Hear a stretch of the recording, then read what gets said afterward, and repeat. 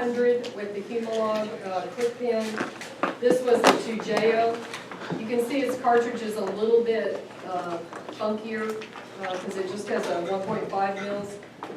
So the worry was patients trying to convert their old dose into a new product, and how many mils do I inject? So what they have done with these pens is you still just prescribe the units you want the person to take, and the pen does the work of delivery. So for example, with the U200 quick pen, this is Humalog. The volume is, so it's more concentrated, but it delivers the same amount. So the patient just dials up the units they want, the pen takes care of the delivery.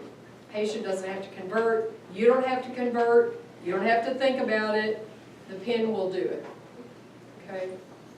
That's better for everybody. I've had patients try to make conversions and it's a mess, they mess it up. So don't do that. Or so know that that's done. The device takes that user error out. Storage of insulin, where did I put that up? Oh, okay, so insulin is a protein.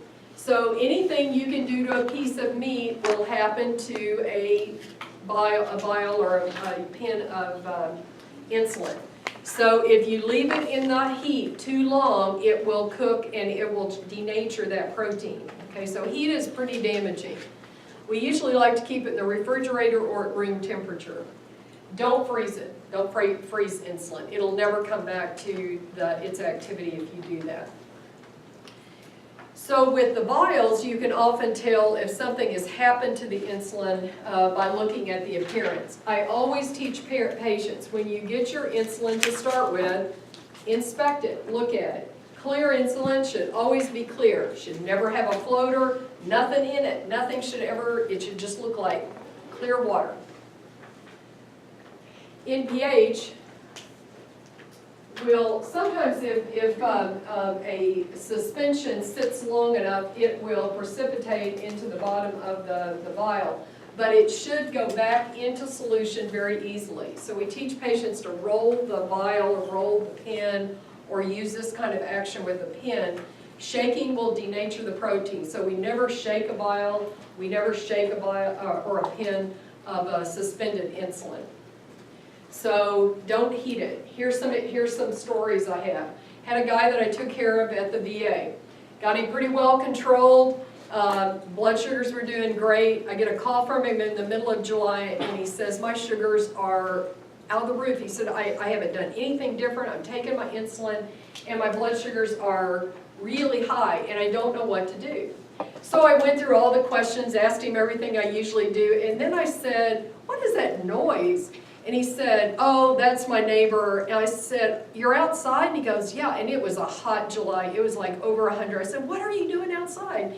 And he said, well, it's cooler out here than it is in my trailer. I'm like, okay, where are you keeping that insulin? I'm keeping it on on the sink sill above or the window sill above my sink. I'm like, okay. I said, what does the temperature in your trailer get to? And he goes, well, yesterday it was 106.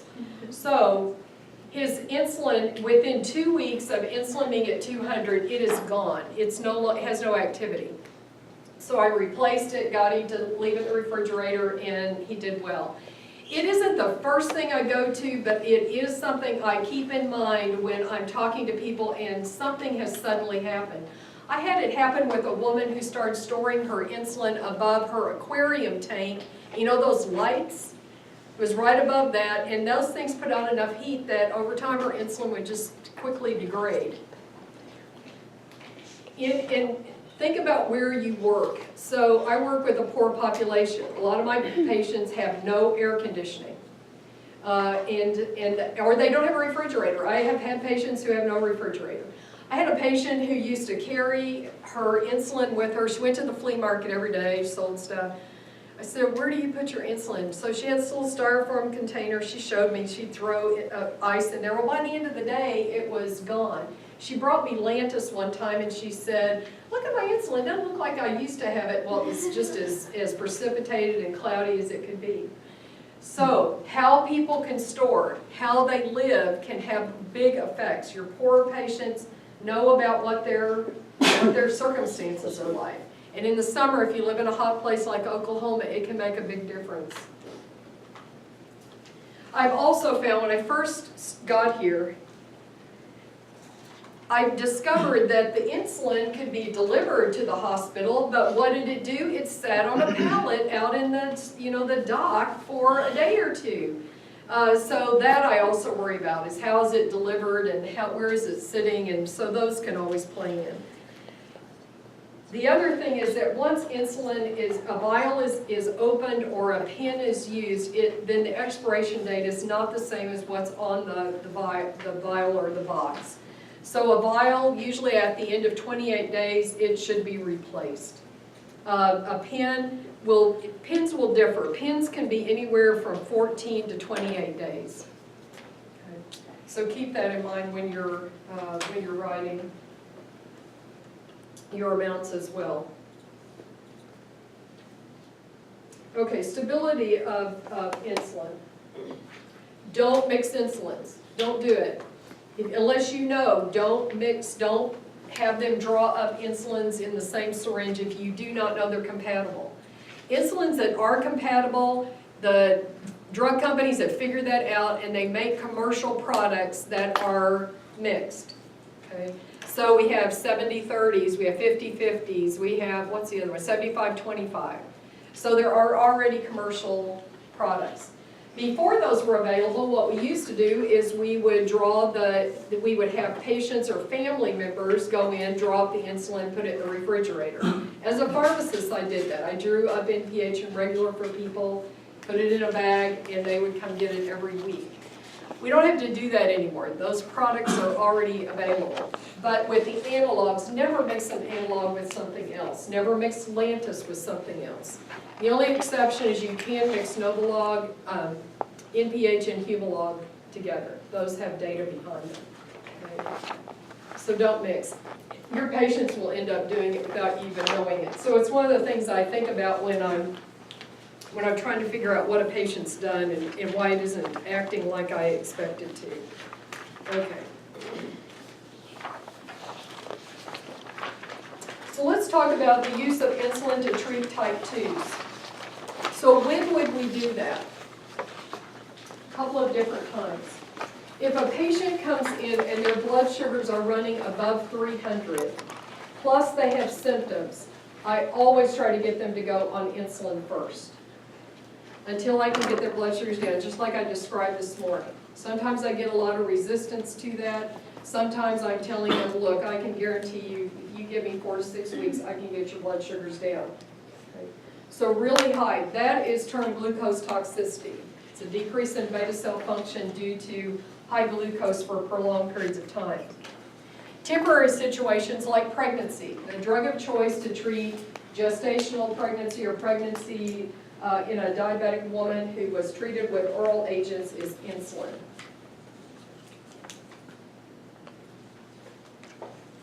If they have severe organ dysfunction like kidney or heart or liver, that would make it hard to use or difficult to use or endanger them to use an oral agent, then insulin easily used.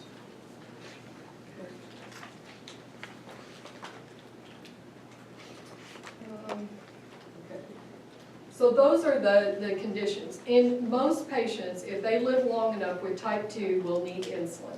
I told you about 75%. So the majority will head that way. So how to add insulin to a type 2 treatment regimen. You can use insulin in combination with any of the oral products. The only exception would be what I mentioned earlier, is using the bolus insulin with a GLP-1. It's not recommended. It can be done, but high incidence of low blood sugars. So usually when we're adding insulin to type 2, and if you'll look in your handout at page 10,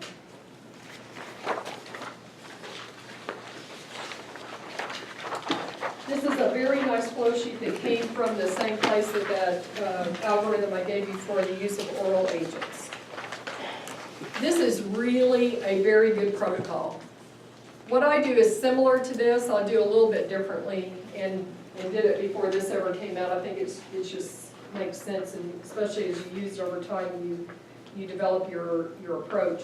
But this is a very, very good approach in terms of initiating basal, when to add a bolus, and when to use premix, and when to add more rapid injections. Almost always what we do is we start with a basal insulin. We leave them on their oral agents and we add a basal. So you're going to use Lantus or Levemir or Tresiba. My go-to is Lantus because it's a good once a day. Most of the time patients can agree to a once a day injection. If you do Levemir, it just doesn't last 24 hours, so I don't like to use it. You could use NPH at bedtime as well, or right in the evening. We're usually going to start with 10 units a day. Okay. This is kind of a standard start. Most patients with type 2 are so insulin resistant that 10 units is, and I tell a lot of patients, this may just be like waving this vial under your nose. So I prepare them. It may do nothing, but it's where we're going to start because it won't get them in trouble. And we're going to titrate them fairly quickly. Like I titrate every 3 to 7 days. It only takes about 3 days if people are fairly standard to know what that insulin dose is going to do in a patient. So we start with 10 units. You can do the 0.2 units per kilo if you want, saying it's 10 is easy. The other thing I find is it doesn't put them at risk of a low. They get used to injecting themselves. It kind of eases them into it. So that's that's a good place to start. It's a very good recommendation. Adjusting, they have 10 to 15% or 2 to 4 units once or twice a week to reach fasting blood glucose target. So look at that. Your target, what you're going to monitor for that basal insulin is the fasting blood sugar. Okay?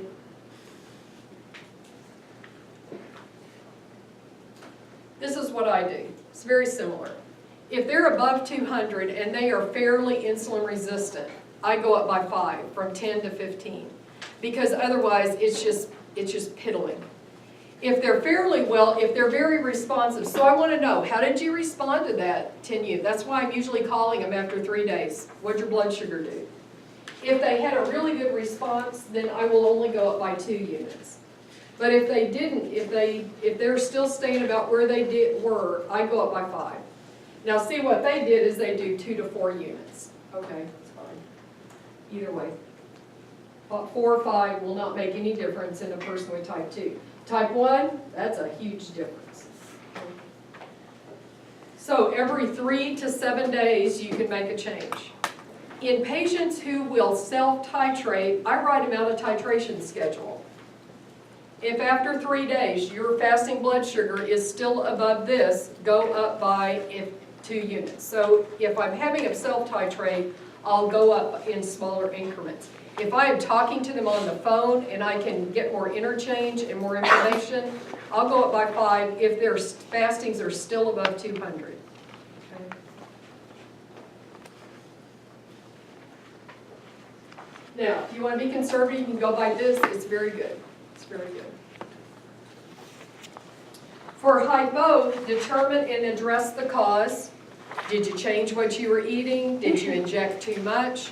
Did you inject your basal, your pre-meal dose as your basal dose? Did you inject your basal dose as your pre-meal dose? That's a bad one. So address it and then decrease by, I usually go down by about 10%. So it just gives you a, and sometimes people will start to pay more attention. Usually when you cross the line from all oral to insulin, people start to go, oh, it really does cause them pause. because they know, they'll tell you stories like, well, when they put my grandmother on insulin, she died. When they put my mother on insulin in the hospital, she died. I hear it all the time. And I think it's because in the past, it usually wasn't added until very late. Nowadays, we add it at a much earlier time. Our ability to monitor blood sugar is much better. We have too many drugs. We can keep people in fairly good control. It isn't like 30 years ago when we could not do that. So you have to talk to people a lot. They have fears of insulin. When you use insulin, you really have diabetes.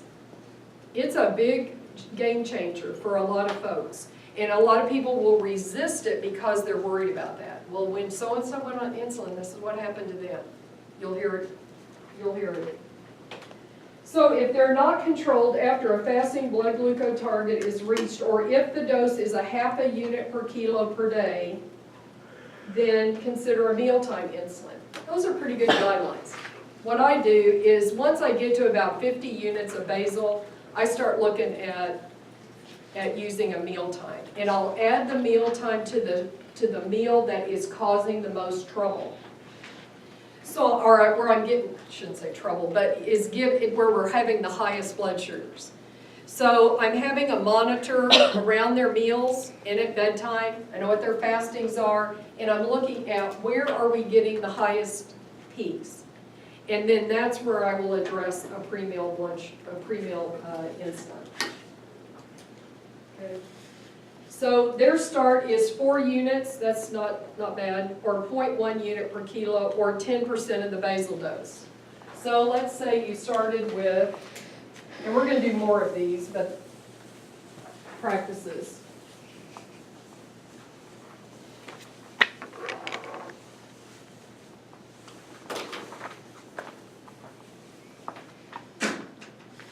So if they're on 50 units of Lantus, what they're saying is you could start with 4 units of a short-acting or a rapid-acting like Humalog or Novolog, or 5 units. I'm telling you, in a type 2 that's insulin resistant, that difference makes no difference. There's another endocrinologist who I really like out of Washington State, and he suggests give 5 units for a small carb meal, give 10 units for a large carb meal. I've done that as well. Usually I'll just pick a low number, and I know what I'm listening to what they're eating. If their breakfast is pancakes, syrup, milk, coffee with creamer, then I'm probably going to go with a higher dose. Start with 10. But on the other hand, there's no reason not to go with a lower dose and see how they do. The only thing I would say is that I do these because I follow up quickly. If you are not going to follow up with them, be as conservative as you can. If you're not going to see them for 3 months, which makes no sense at all, you need to send them to somebody who can do more oversight, more monitoring, more titration if you don't have that time within your clinic. So you would add this to their highest, maybe their highest carb breakfast or lunch once a day, see how the blood sugar does. You're still continuing the oral agent, you're still continuing the basal. Are you tickled? No. Okay. My stomach is crying. Oh, sorry, we're not too far away. Oh, no, you're... Not too far away. Okay. If that still does it, you're still monitoring their A1Cs, you're still monitoring their blood sugars at home. When they come in, you're checking their blood sugar. If that still isn't doing it, then you have a couple options. One is to add another mealtime insulin. Continue their orals, continue their basal, add another mealtime. Once you get to 2 mealtime and you're using a basal, you might want to consider a split mix insulin. That's what that other arm is. So split mix insulins have a basal and a bolus in the same product. So let's take Novolog 75-25. This is what we call a split mix. So the 75 is the bolus, the 25 is, basal. The 25 is the bolus. And what we do is we have them give it twice a day. We have them give a dose before breakfast and a dose before supper. Okay. In combination with an oral agent, they can sometimes do very well. Very well. So that's what that split mix in, let's see where are we? Change to a premix. I call it split mix. Premix is over here, and they're giving you how to do that. The big thing to remember with that is that you would take how much basal are they taking? How much bolus are they taking? And you would look at that percent. You've got products that are 70-30 mixes, 50-50 mixes, or 75-25 mixes. So let's say your total basal dose a day is 50 and your total bolus dose a day is 25. So what is that, about 1/3, 2/3? Then you can pick a product that's close to that. So the 70-30s are very close to that. So the way you would convert is 75% of the dose is going to be basal, 25% of the dose is going to be bolus. So that's what they're describing there. All of these are really good approaches in a person with type 2 who requires insulin. All of these work. But usually start with a basal. You could go directly, and if you need mealtime coverage, you could go to a mix, a premix. Or you can add the mealtime insulins as they require. Okay. So usually you're talking about people who've had diabetes for a long period of time, or they're really poorly controlled. You can always get people under control with insulin. You can use as much as it takes. Every other drug you have has a top recommended dose that you get no more effect if you go above it. Insulin's what we call the high ceiling drug. You keep dosing it until you get effect. Okay. I've seen people on several hundred units of insulin. That's why we have a U500. It's not very common, but you can see people on 100 to 200 units of insulin that are type 2. How many units of insulin do you produce? About 30. Okay. So they're very insulin resistant. Questions about that? We're going to do some exercises. Those insulin cases I'm going to give you, we're going to practice this. Insulin is very much art. If you are going to use insulin, you have got to have somebody around you who knows what they're doing, but has experience. It just takes a lot of experience to use insulin. You can do it. You just got to have people who can kind of help you when you get stuck. The good thing about type 2s is that they don't tend to get severe hypoglycemia like the type 1s do. So they tend to be a little bit more resilient when we're giving them all these drugs compared to the type 1s. I'm going to quickly go over this. I'm just to let you know there is inhaled insulin. They tried it in the past, so people don't like to inject, so they keep looking for ways to get insulin in the body that doesn't require an injection. So there are insulin patches under development. Oral insulin will never work because it is a protein, so unless there's some way you can shield it and get it past the liver and the gut, there won't be an oral insulin for a long time. But the patches and sprays, nasal sprays, are still being worked on. So these inhaled insulins, one came out 10 years ago called Exubera. They finally gave up on it because the market share was so low it didn't justify them continuing the product. There are a lot of them in development, so we'll probably see others. This one's been out for 2 or 3 years. Inhaled insulins always replace a short-acting insulin.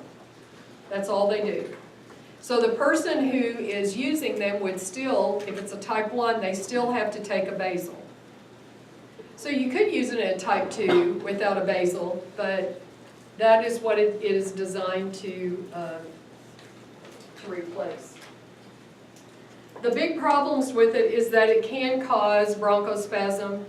People who smoke, who have decreased lung function, you can't use them in those folks. They can cause, hypokalemia can cause fluid retention. They come available as little cartridges. They're a cool little concept. So this is the device. These are the cartridges, the blue, the green, and now they have another color. So I think the blues are 4 units of insulin, the greens, okay, so the blues are 4 units of insulin, the greens are 8 units, and they now have put in a 12. Do you know what, have you seen that dispense, Dylan, Sophia? Is it 12? What's the other, there's another cartridge, maybe 12 units. So there's a conversion table, so know that if you're converting somebody from injectable insulin to the inhaled, there's a conversion chart that you can use. I have used them. I have not found them to be that great in type 2s. I don't know. I haven't ever used them in type 1s. But they're an option. Had a guy who was just absolutely would not use a needle. And so this was a good compromise. We didn't get great control in him, but it helped to some extent.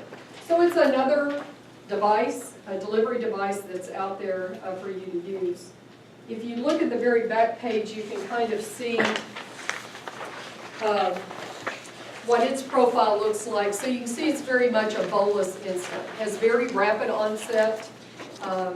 It's a little bit harder to titrate because you got units of 4 instead of units of 1. They're designed for adults, not for kids.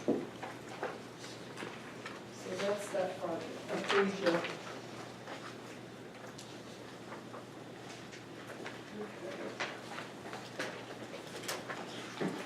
Last, we'll get started on the type 1s, and I'll finish up with it tomorrow. Y'all are too fun to talk to, and I'll forget them tomorrow.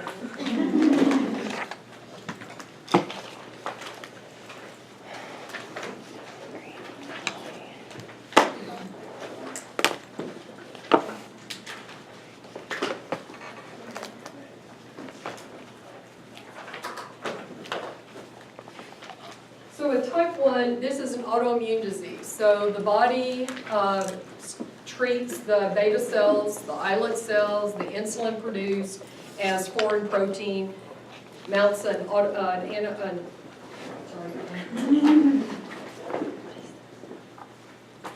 get this back.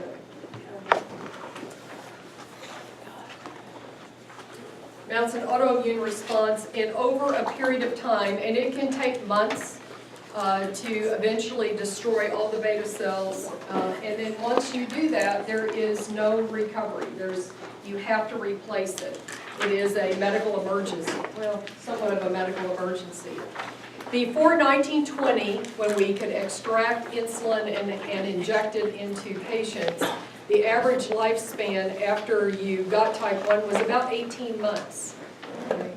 I think of the longest lived that was reported was about 36 months.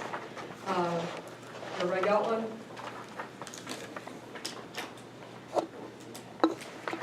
Yeah, everybody got one that wanted one? Okay. So type 1 is an absolute deficiency.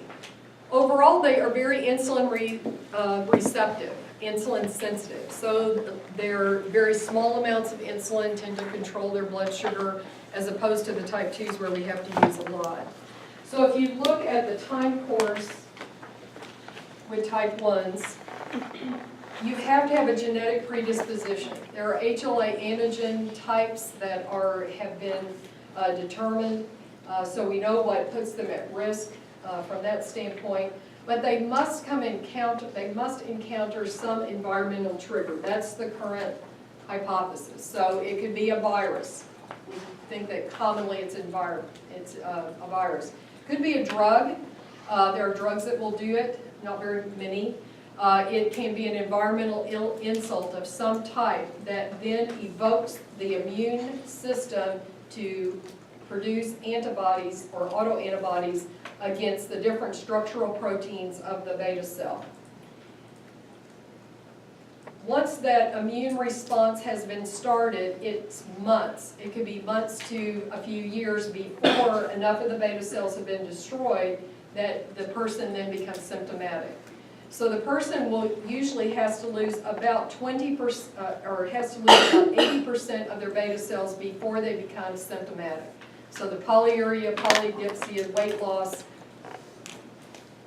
happens.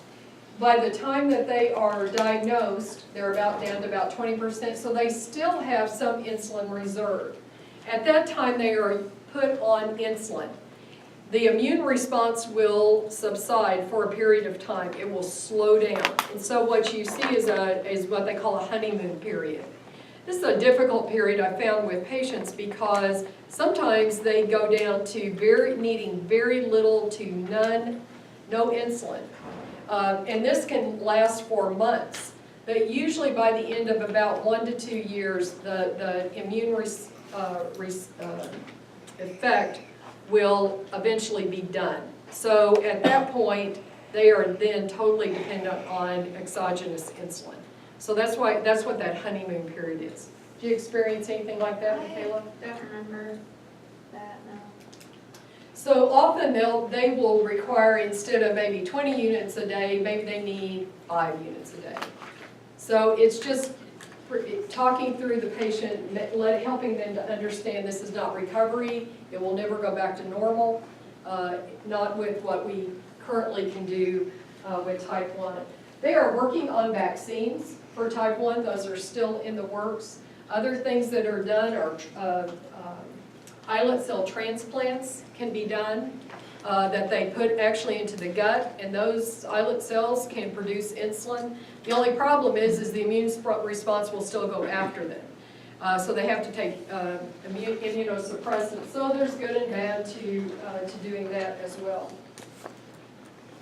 Okay, so there are 2 fairly complicated pictures that I pulled into this handout that are on the second page.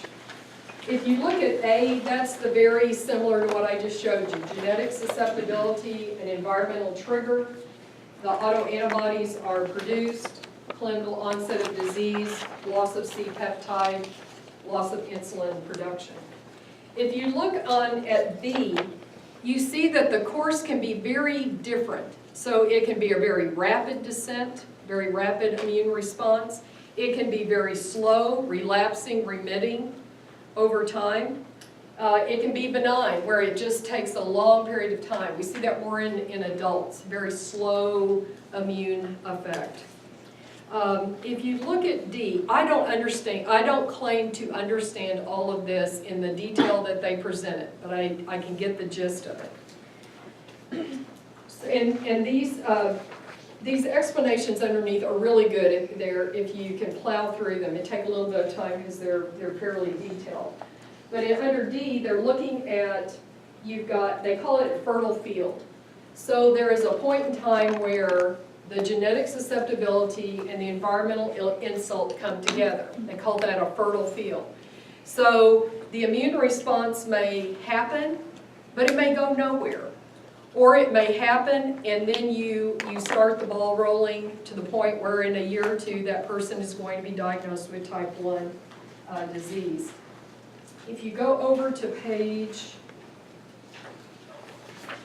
so that's why it's a fairly rare disease. I think there's only like 200,000, 250,000 people with it. So it's not a huge number. The reason we know it is because it happens in kids, and in the past it had great impact. Their complications came early, so they died early of the disease. Nowadays, people with type 1 live a normal lifespan. The American Diabetes Association gives out a medal. It's called, I think it's the Banting medal. Banting and Best were the 2 that discovered or were able to extract insulin and get it into a form that then it could be injected.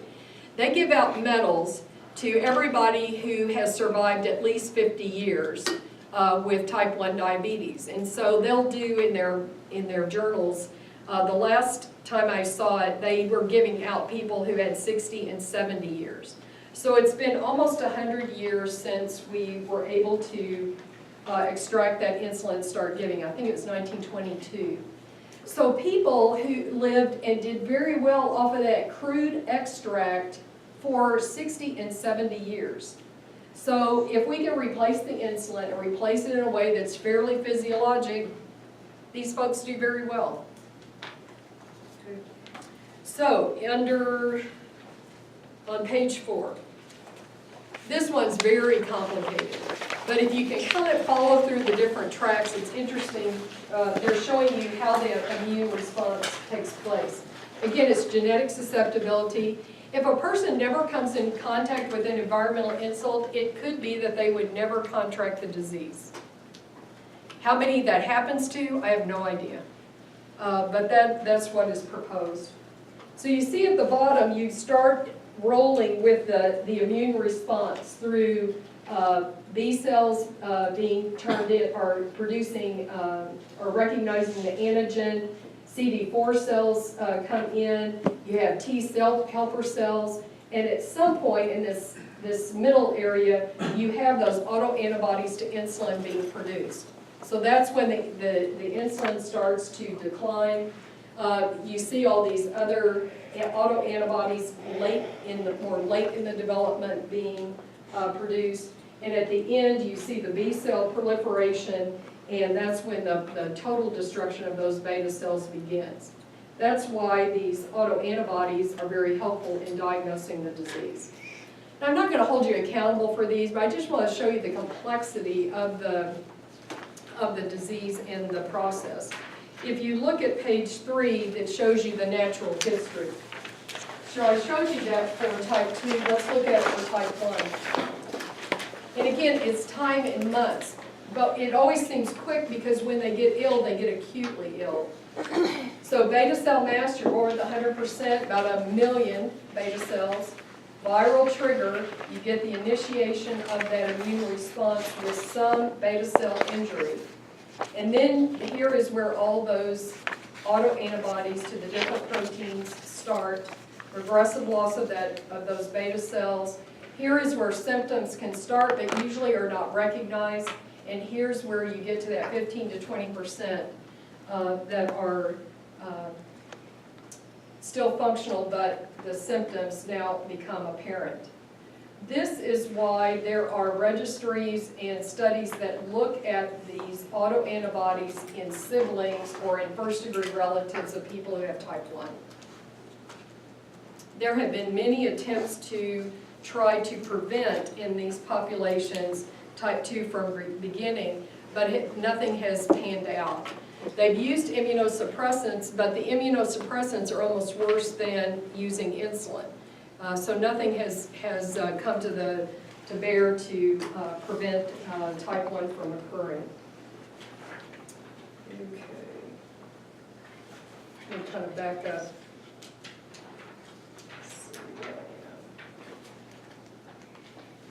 One of these we've mentioned. The autoimmune markers to help identify people with type 1 is listed on page 3. Again, we usually get at least 2 because they're not always present in everybody. GAD65, again, is not specific, but it's very common. And I usually get that islet cell antigen as well. You may work with endocrinologists who want different ones. If I call Peds Endo and I say, here's what we've got over in family medicine, here's this kid, I really think it's high likelihood they have type 1, the first thing they tell me to do is have you got an A1C? Yep, got that. The next thing they want me to do is draw the antibodies and get them started because they take a while to get back, at least here. Autoimmune diseases tend to go in clumps. So these folks are also highly likely to get, or have a higher likelihood of getting Hashimoto's thyroiditis, Graves' disease, Addison's disease. So in kids, we will also, early after they've been diagnosed, we'll also start looking for thyroid. Thyroid's the highest. Did they screen you for thyroid disease? Yeah, they do every year. But my mom had Hashimoto's. I didn't know that was nothing, so. Yep. We'll also look for celiac if they are symptomatic. Celiac's harder to screen for, so we usually wait until there's more reason to look at it. Okay, so the next pages are all around the symptomatology, so I'm going to stop there and I'll pick this up tomorrow. So bring this back with you. We're going to talk about what symptoms does a type 1 present with, and we're going to look at the metabolic causes now that you know more about what insulin does and what happens when insulin is no longer present. Okay. So how are you feeling about this module? Good, okay. Anything different that I'm doing that they're like, that we never do this? Okay, so fairly consistent. Okay, so it's organized, all right, even though it's a lot of material. It's front-loaded, this is the worst week. Once we get past this week, it probably goes more normal. All right, I'll see you after lunch. Thank you.